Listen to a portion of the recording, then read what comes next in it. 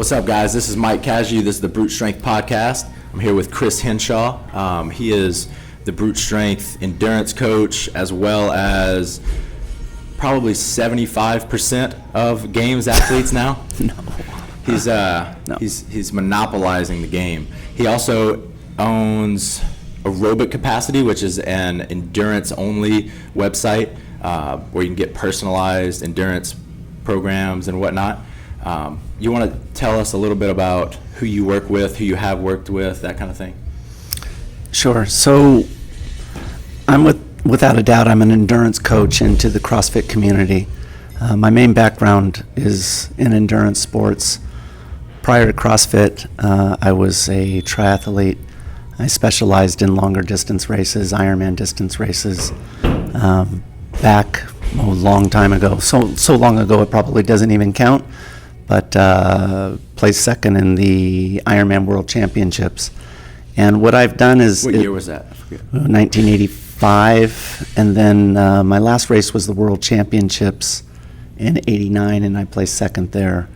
And for me, what I've done is I've really leveraged my knowledge within the endurance side of the equation, and I've been doing CrossFit now coming up on 7 years, and really correlated a lot of that baseline information that has been around my entire life into our community. And I got to know Jason Khalipa. He approached me after being at NorCal about a year, and it was the strangest situation. I met him maybe 5 minutes one day in the gym, and then he called me 45 days later, and he said, this is Jason Khalipa. And it was such a surprise because I really had spent maybe 5 minutes of total time in talking to him, and Right. and he said, and it was strange. He says, I'm tired of placing last in every endurance event at the CrossFit. When was this exactly? So this was January of 2013. Okay, all right. And so he's like, so I'm tired of placing last in every endurance event at the CrossFit Games, and I've tried to solve the problem on my own, and I am coming to you because I'm interested to see if you would be my coach. Now, what's so funny about that is that I had never coached a CrossFit athlete until then. Mm-hmm. So my athlete number one in the community happened to be a CrossFit Games champion. And so it caught me by surprise. I was nervous all of a sudden that, here's the champ asking me to coach him, and I've never coached a CrossFit athlete before, and so I told him I'd think about it. That's really interesting. I didn't know it was that recent. Oh, yeah. That's fascinating. In 2 years, the growth that you've had and the traction you've had in the community. I don't want to forget to ask you this. I've been curious. So you won the Kona, or you got second in the Kona Ironman.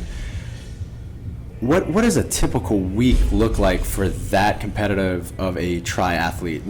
I just assume you swim, run, bike all day, every day. What exactly does that look like?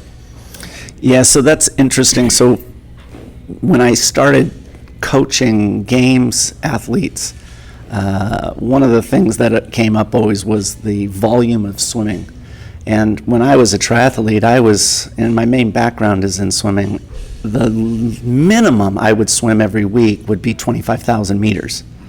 Most games athletes will complain if I program them more than 1,500 meters in a week. And it took a long time to calibrate that way because, in the triathlon community, it really is a lot of volume. So 25,000 in the pool was not uncommon. 350 on the bike every week was normal, and then running 50 a week. Mm-hmm. And then usually what you would do is there would be a travel day and then a race on the weekend, and then you would repeat that for 8 years. Wait, on the weekend? You mean on how many weekends? How many are you doing every year? 20. 20 in a year. Yeah. Why? Unbelievable. Yeah, that was just the culture. There was, it was a lot of volume-based, work that you had done, and it all eventually. What happened though in the sport was you started to be selective on the races in which you would attack. You would peak at certain times instead of doing races almost like a training event. Right. And because competition got tougher and tougher. Absolutely. Yeah, so for me, what I ended up doing was really specializing in a couple of events throughout the year, and the main events would be those ones in the fall, like the Ironman in Hawaii. Mm-hmm. Yeah, especially mentally, there can't be a way to mentally prepare yourself for to win every single time 20 weeks out of the year, right? You have to have some where you're just like, all right, I'm just going to get through this. This is just training, that kind of thing. Is that kind of what it ended up as? Definitely. I think back on some of those days. It was almost, those races felt like an aggressive workout. Mm-hmm. Some workouts that you would do, you'd go on your bike and you'd do a 25-mile time trial as hard as you can, and you do that in 55 minutes, and that's what these races would feel like to me. They would feel like a very hard effort. Right. But then you learned that in order to really dominate, you needed to peak. You needed to do periodization. You needed to create microcycles, macrocycles in your training, and then optimize your taper in order to perform well. And that's where the sport has evolved to now. No one is doing 20 races in the year, but that was the norm back in the 80s. Looking back on it now, would you have entered that many races? No. No? Okay. No, I mean, part of it is that you really do learn, and my dad once told me there's no replacement for a little gray hair, right? You learn along the way, right, and you capitalize on that real knowledge. I think that's what helps me as a coach, is that I'm really pulling from information that I've done myself. Right. Same thing on the workouts which I program. I do most of the workouts that I program, and that's why they're so tight, because I'm not putting in a bunch of slush in there, catch-alls. A lot of coaches, what they'll do is they'll program workouts, and they'll say, well, I probably can get away with 2 minutes of rest here, but I'm going to give them 3 just in case, so that they could actually make the interval. Mm-hmm. So for me, being an athlete and doing the workouts myself, I do things tight. Mm-hmm. And I think that background that I have has really helped me, and learning from it and evolving. Right. Makes you more relatable to the athletes, right? Yeah, and I think that evolution as a coach and learning, no coach, it's funny, I went to the competitors course with Chris Spieler, Eric, and Chan, and Chris Spieler said no coach has it figured out in our community. He's absolutely right. Not close. Right. There's just so many things that we as coaches need to continuously learn, and CrossFit is a uniqueness on its own. Mm-hmm. And that's why I think that me in having 7 years in CrossFit has helped, but by no means have it figured out at all. Still learning, and that's one of the reasons why I like voluntarily coaching a lot of athletes, is because I pick up a lot of data, which helps me become a better coach. Right. Yeah, I don't know if he coined this, but my buddy Mike Bledsoe said this is an ever-growing moving target, right? That's so true. Dave Castro does a good job of always keeping us on our toes, but for me personally, it keeps it really interesting, and it keeps me constantly learning. I mentioned about Spieler that no coach has it figured out, and Spieler's right. That if you think that you do have it figured out, you really don't have a clue. Right. For me, one of the things that I recognized is that you need data. I was I think actually one of the greatest things that's happened in CrossFit is Coach Glassman putting online programming up for free. He had come up with a new fitness methodology in Santa Cruz with a small number of athletes, and he thought that he had something of value. But the problem is that in order for him to validate his fitness methodology, he had to increase his sample size. And so what did he do? He put it up online, and he did it for free. And people flocked to it by the tens, and then the hundreds, and then the thousands. And within a very short amount of time, because of the population that was doing it, it validated everything that he was doing. And look what happened. Right. I mean, it created an entire industry of phenomenally skilled people, but also on a much lower level, general population, and doing GPP. And for me, when I looked at my approach and just starting with Jason, and we had really positive success, right? Jason was finishing last in every endurance event at the games, and then he gets second place on the podium, and that year he won 3 out of the 4 endurance events, and he placed second in the 4th. That had promise, but by no means can you say that you have a new approach with one athlete.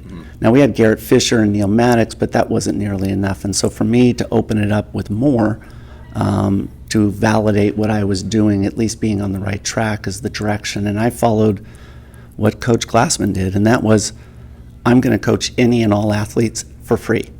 And I did that for 2 years. Anybody that came in, I made no money. And it was really strictly solely on, let's see whether or not that this approach that I have has merit. And that's why, I still have a lot of athletes that I work with, because, once I started with them and they started seeing gains, it's hard for them to leave. But they came because it was really an experiment. Right. Why don't you have every CrossFit athlete yet? It's so funny. It is a phenomenal amount of work.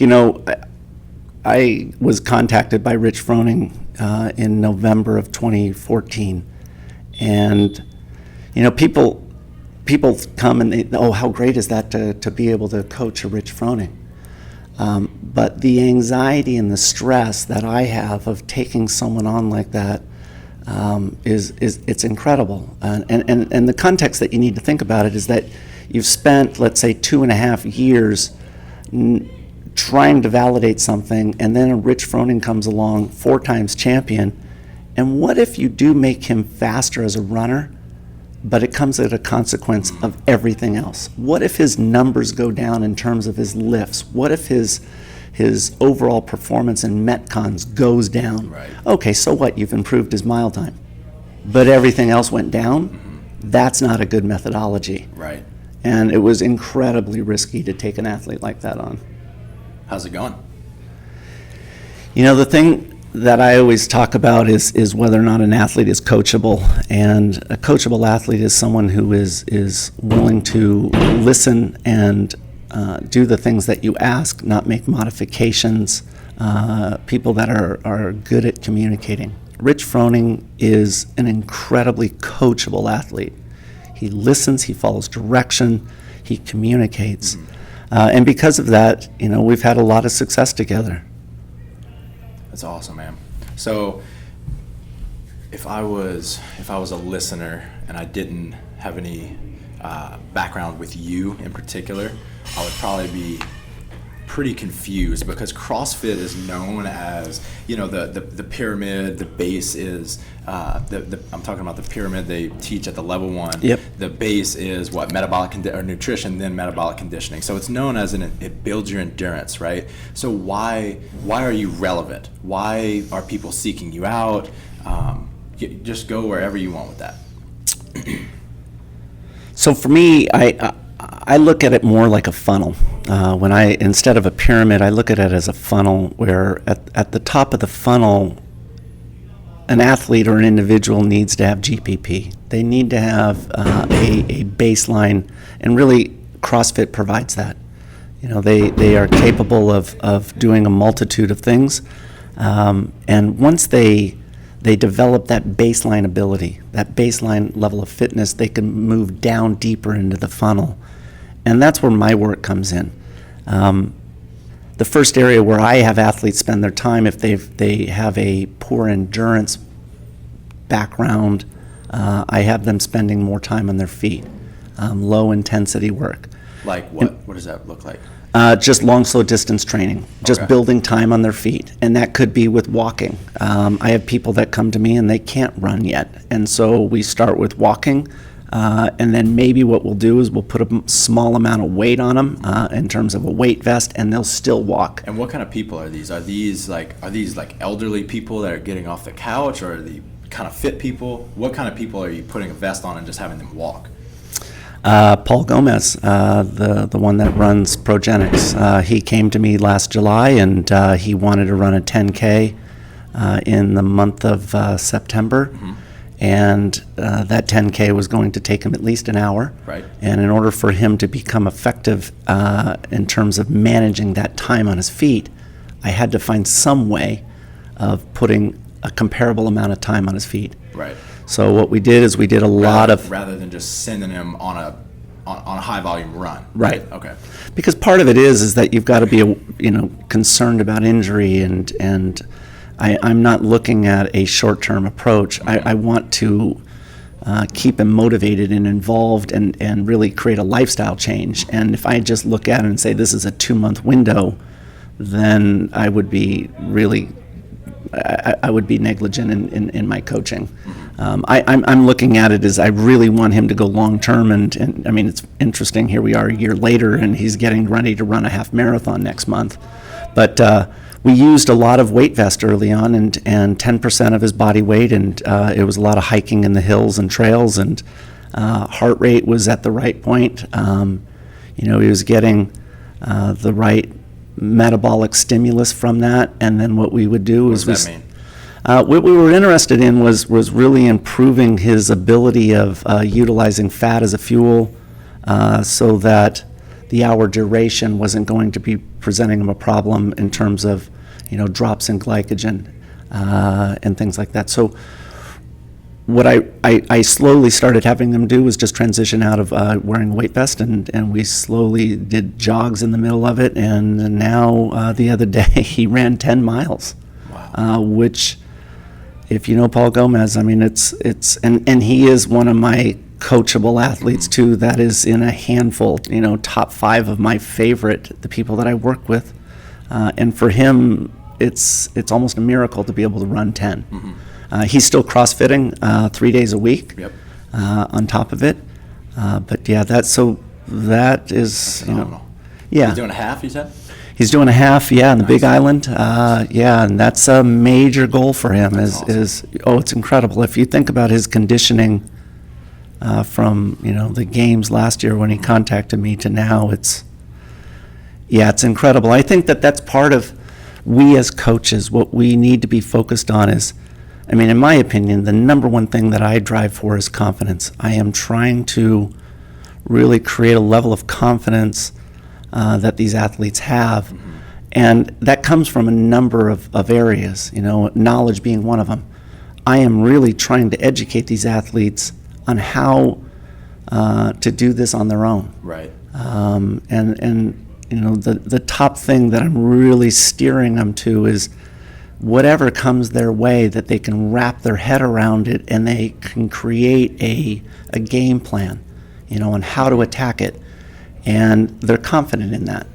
And so a lot of my workouts are really geared around that, like personalization of pacing.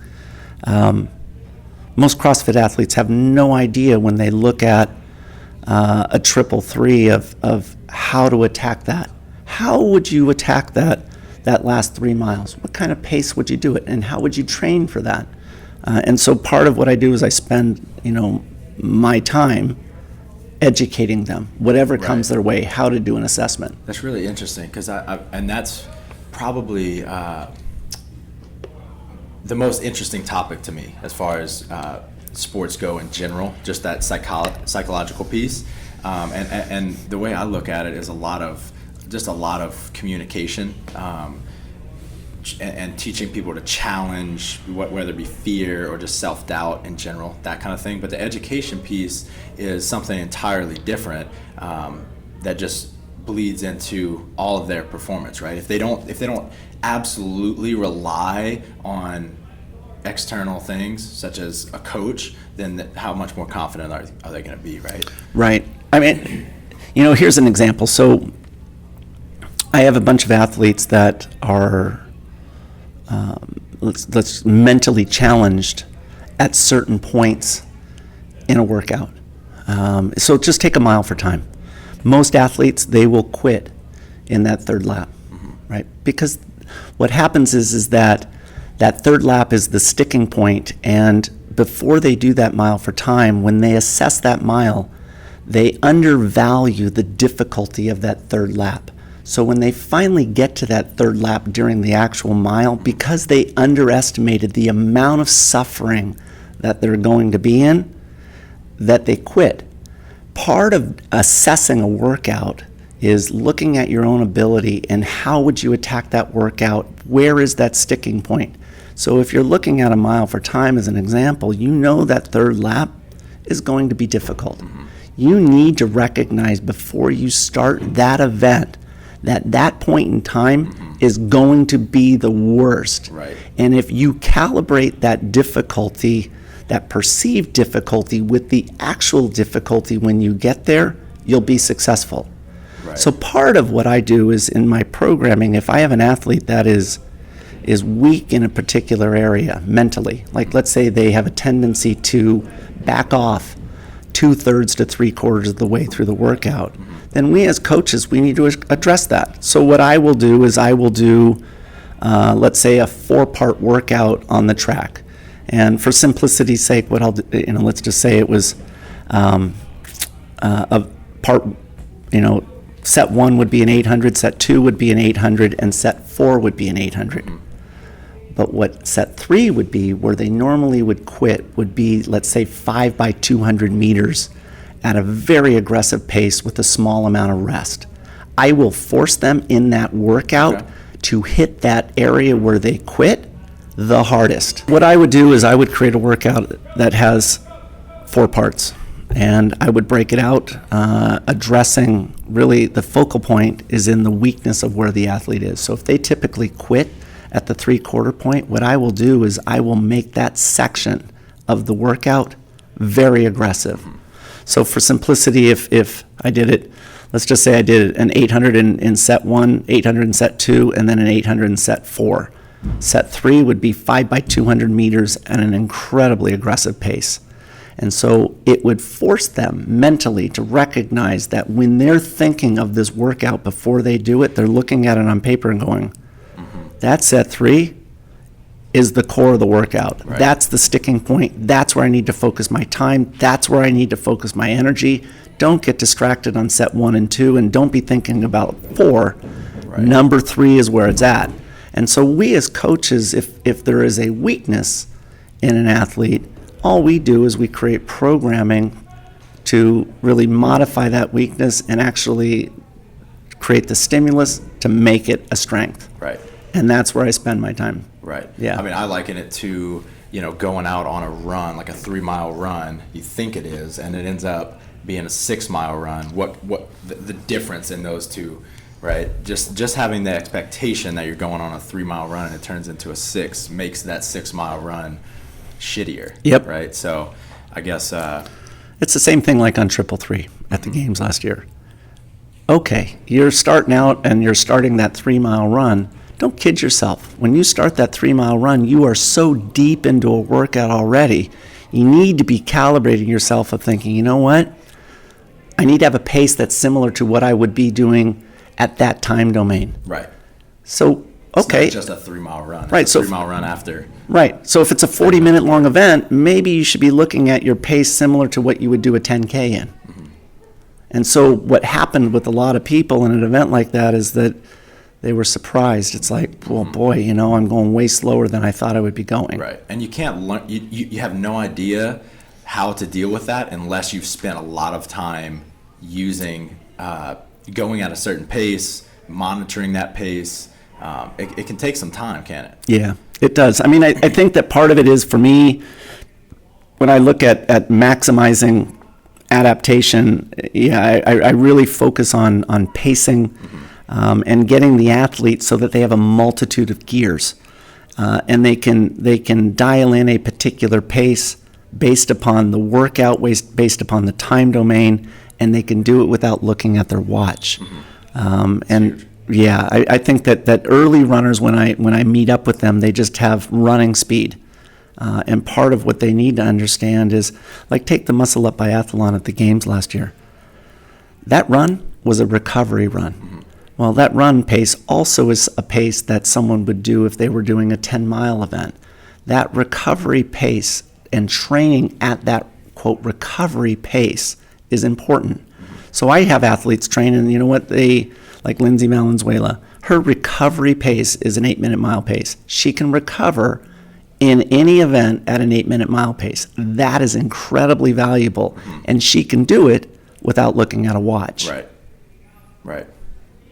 So I wanna circle back around to this question. So I see that as a huge benefit, being able to pace in your head, that kind of thing. What physically is the difference in, say, just doing a CrossFit program, doing a CrossFit program, and just going out and running as well for extra endurance? And then 3, how are you changing it? How are you improving on just doing a CrossFit program and running? So for me, what I do is I went back and looked at CrossFit and what Glassman did back in the beginning. And it's very clear when you look at his programming, you lay out, a month of programming, the amount of oxidative pathway work that was in that original. For those of us not with a ESS background, what does that mean? What is the oxidative pathway? So the oxidative pathway, most of us know the oxidative pathway as the aerobic system, the aerobic energy system, and that is a system where you are getting energy from oxygen. Mm-hmm. Oxygen is entering into the muscle and creating the energy. The opposite extreme of that is the anaerobic energy system.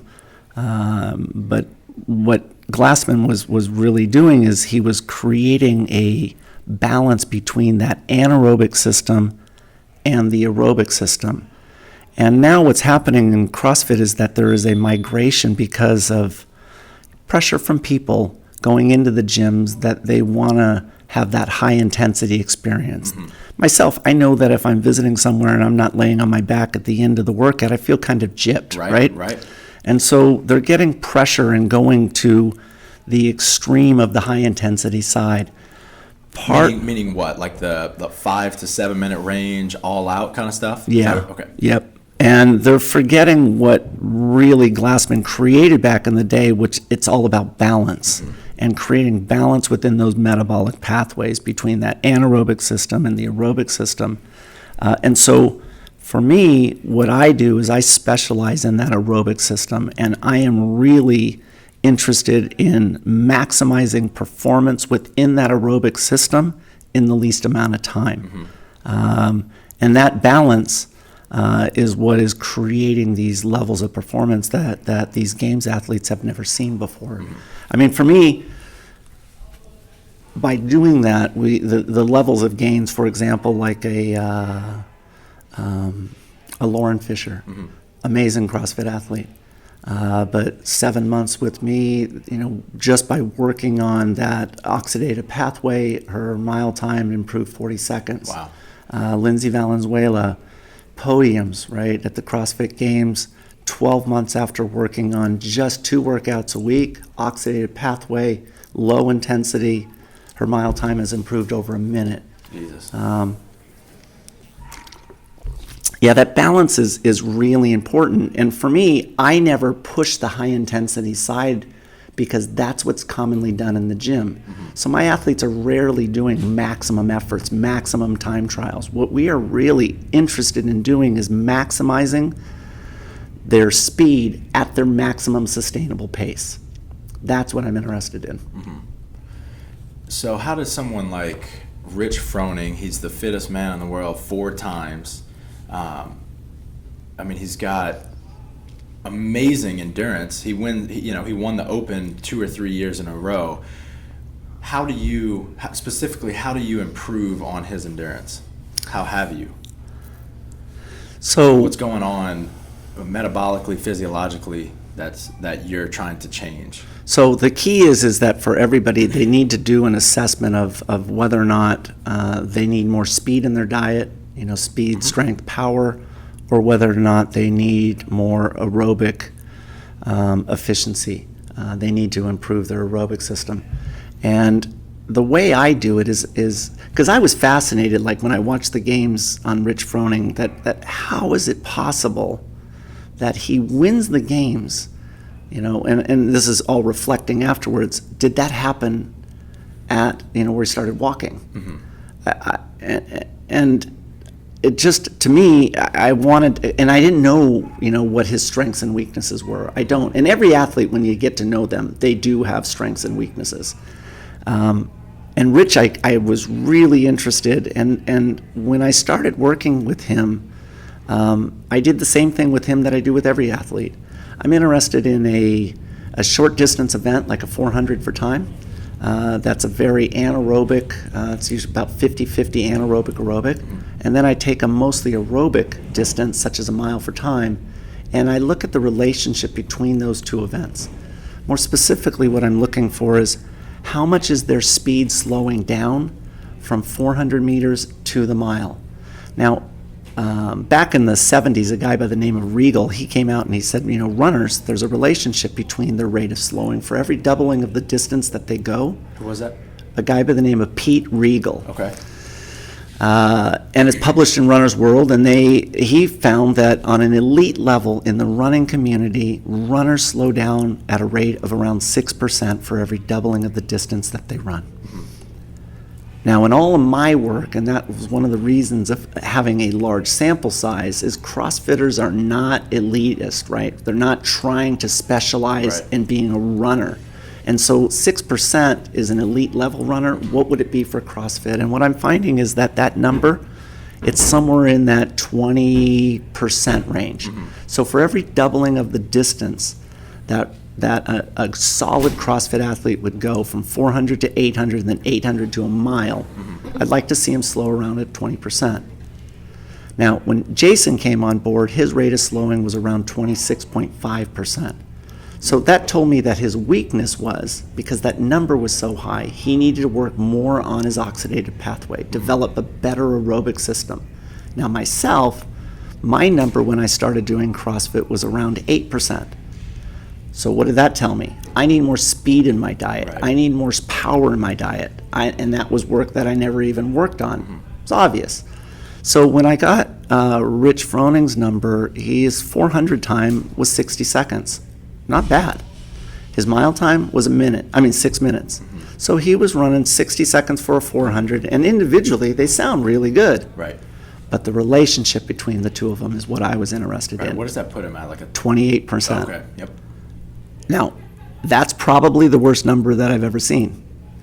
And it wasn't a surprise based upon that he had an underdeveloped aerobic system in comparison to his speed. So for me, it highlighted his potential. That Rich Froning, with a small amount of proper training, I can improve his mile time down to 5:20. Small amount. And what I'm talking about is 2 days a week, maybe running 6 to 7 miles a week. That's it. And so, yeah, it was exciting for me. I mean, when you see a number like that at 28%, I mean, as a coach, you're like, wow, I can make this guy solid. Right. And, like I said, he is highly coachable. And because of that, his improvement has been dramatic. There's a sharp change in subject, but you and I talk a lot about the relationship of VO2 max and lactate threshold difference, and what kind of the biggest bang for our buck training wise. Can you speak to that a little bit? What is each, and how do you train both? So most of my games level athletes, they'll go out and they'll get their VO2 max tested. VO2 max, what it is it's the maximum amount of oxygen that you could bring in from the atmosphere and push through your muscle. Everybody has a limit. It's like a maximum heart rate. And the way they test this is that you wear a mask that measures your oxygen and carbon dioxide, and they put you typically on a treadmill. And they gradually increase the intensity, speed, and grade goes up as you increase the amount of time. And what they do is you continue, and they're looking at your oxygen consumption. So as the intensity goes up, your demand for more oxygen goes up. Eventually you hit a peak, and it tells you how much oxygen that you are able to process. That number, with high intensity training, CrossFit, you can actually increase it to your genetic limit. In some cases, you can increase it, 20+%. Most elite CrossFit athletes tap out on that potential, after a couple years in the sport, and they hit their maximum. So they're not going to increase any more percentage, but in total quantity. But the question really is, and this is where I come in, what percentage of that number it becomes their sustainable pace? Because that VO2 max is a maximum, and you're not going to hit that max until you maybe hit your finishing kick, right? Mm-hmm. And you're seconds from laying on the floor. Right. So the question is what is your sustainable pace? Right. So how close can I get to that max without burning out? That's correct. So I've had Matt Chan tested, and he's comfortable with me talking about it. Because of his accident, it was after his accident, that his maximum sustainable pace, which lactate threshold, that when you get to that threshold level, lactate threshold, essentially think of it as the death zone when you're climbing Everest. If you stay below that death zone, you're fine. But if you go above that, eventually your body's going to shut you down and you'll eventually die. That threshold is really the same thing. You can go above it, but eventually your body's going to shut you down and push you below that limit. Yeah, once you reach that threshold, it's a quick drop, right? Right. Performance. Yep. Right. So you have an ability though of increasing that threshold higher and higher and pushing it up towards your VO2 max. Right. So Matt Chan had a lactate threshold number at 72%. Okay, gotcha. Very low. Now, since Julie Fouché is migrating out of the sport, I could talk about it. Julie Fouché has one of the most impressive aerobic systems I have ever seen.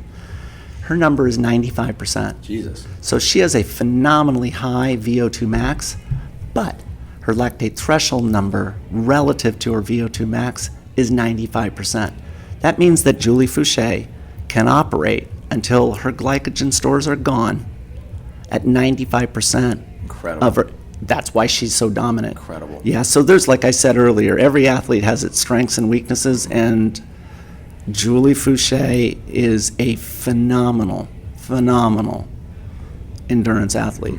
I mean, that's a testament to Doug Chapman, and what he has done is there's a lot of volume on that side, and it has really developed that side of the equation for her. Right. So you said 2 years doing CrossFit workouts, you can get that VO2 max kind of to, you can tap it out, right? You can reach your genetic potential. And you'll start seeing gains in that VO2 max within 9 weeks. I mean, it's right. Something that happens fast. The improvements in lactate threshold, because those are more metabolic cellular level changes, right? On a mitochondria level, capillaries, all of that, right?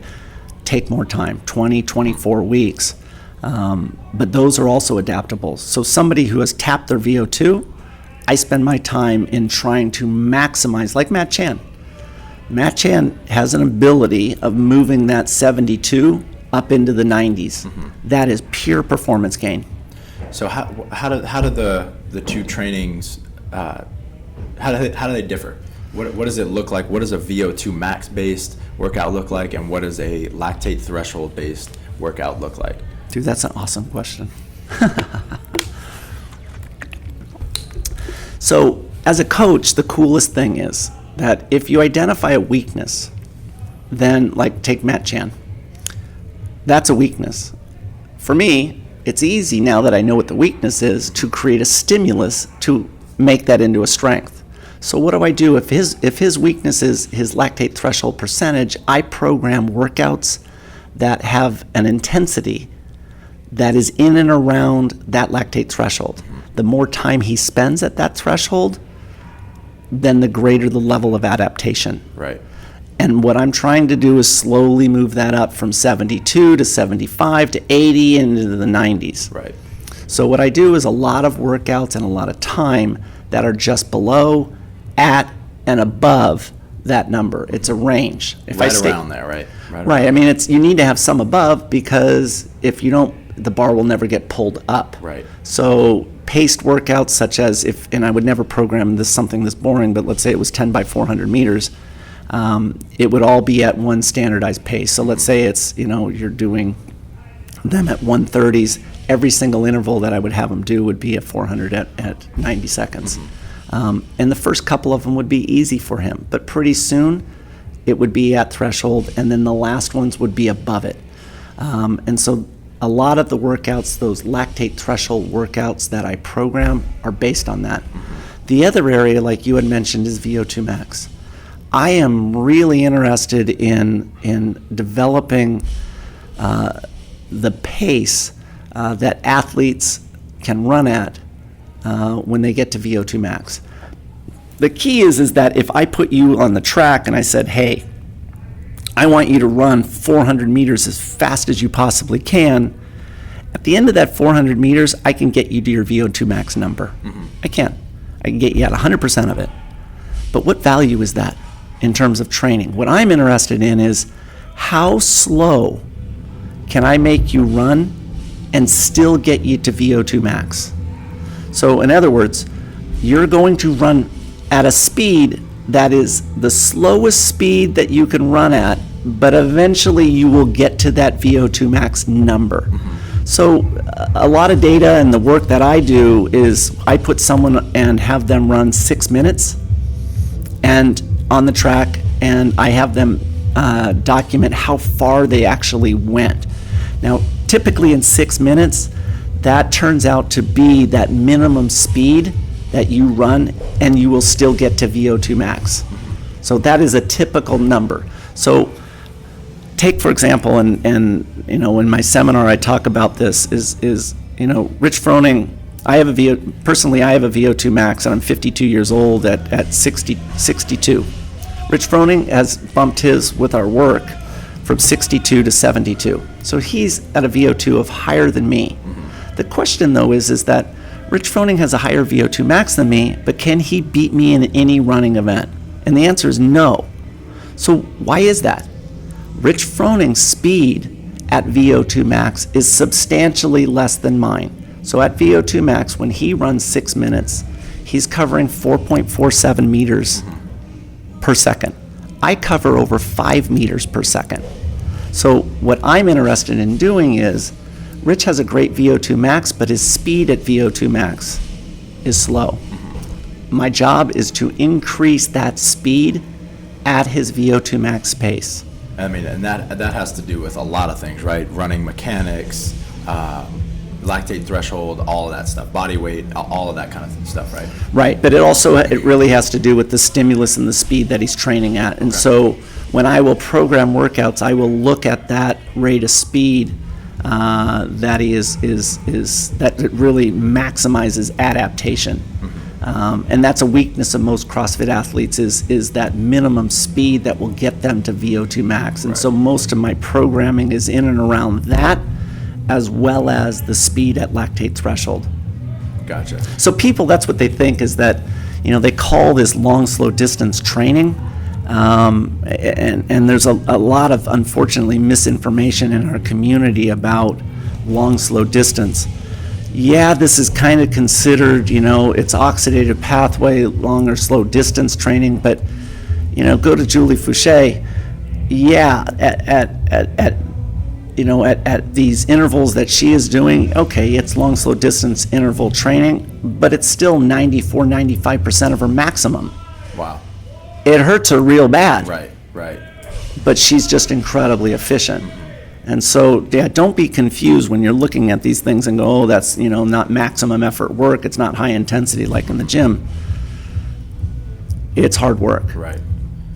I mean, it's brutal work, especially just the mental side. To repeatedly push yourself right to that limit is it's scary sometimes. Well, and then to be able to hold it, right? So part of what I really want people to understand is they need to look at a workout. I mean, here's the thing. Of all the things, if I only have, like take Camille. If she says, I only want to do 3 endurance workouts in a week, of all the million things that I can do for her, why that one? She needs to look at it and go, this I get it, and this provides value to me. And a lot of people, what they're doing is they're going to the track and you know, they're hearing, you know, oh, I'm going to go to the track and I'm going to run, you know, 400, and I'm going to hit that first one as hard as I can. I'm going to take my allotted rest, and then I'm going to hit the next one as hard as I can, and then the third one as hard as I can, and then I'm pretty much done because I can't do any more hard ones. And what they've done is they've hurt real bad on all 3 of those, but their speed has slowed because they're more and more fatigued as they progress into the workout. I'm not sure what that taught your body, right? What you did is you hurt real bad and you ran real slow. What we're really trying to do with pace type of workouts is maximize the overall workout volume. So if I gave 10 by 400 meters and, you know, I wanted you to hold 130 on every single one of those, I'm interested in your performance deep into the workout, right? So at 4,000 meters, how fast are you running? Because I'm interested in maximizing your speed at that specific volume. Right. Do I care what they do on rounds 1, 2, and 3? Of course not. They're meaningless. Your energy systems are filled. Right. I want to know when you're depleted, when you're fatigued, how fast are you? That's real progress. Right. Yeah, I mean, and that's not speed work. Those first 3 you're treating almost as speed work, but if you're going to do speed work, then do speed work. Yeah, exactly. Go as fast as you possibly can, right? Right. Yeah, so those things, like for me, those workouts, because I have plenty of endurance. My aerobic system is highly efficient because of just the years of work. That's the type of workout that I need. So if I have an athlete who is 60 years old and I'm looking at their stride length and that becomes their limiting factor, I need to be doing things where they're doing 40-meter sprints, 60-meter sprints. I need to work on their power output, hills, sleds, things like that, because that's their weakness. Right. But the majority of people within the CrossFit community, 95% of the people, need more of that aerobic side, and what they need to do is they need to maximize their speed deep into the workouts. It's hard to teach some people because a 10 by 400 is a great workout, and if you do it like you just said, by going as hard as you can every interval, you're gonna be flat on your back at the end of it for sure. But I think there's just a lack of understanding about why, or that just the fact that there is a more efficient way to improve your aerobic capacity, right? There's a lack of information, and what I see you doing better than anyone else I've ever met is educating people for free, whether it be elite level athletes or your average Joe. You give away a ton of free information, and I think that is slowly starting to trickle into the larger community. People can much more quickly improve their endurance by doing this kind of thing. Yeah, no, thanks. I give all of my knowledge away. All of my research that I've done. If you come to one of my seminars, I will share everything that I have. The only thing I don't talk about is from an elite level, the games athletes. Some of them limit, what I can talk about. But everything else, it's open season, and yeah, I really do give back to the community. I am so grateful for, when I started CrossFit, I was really beat up and damaged, and from just the mountain of work that I did in my triathlon days, and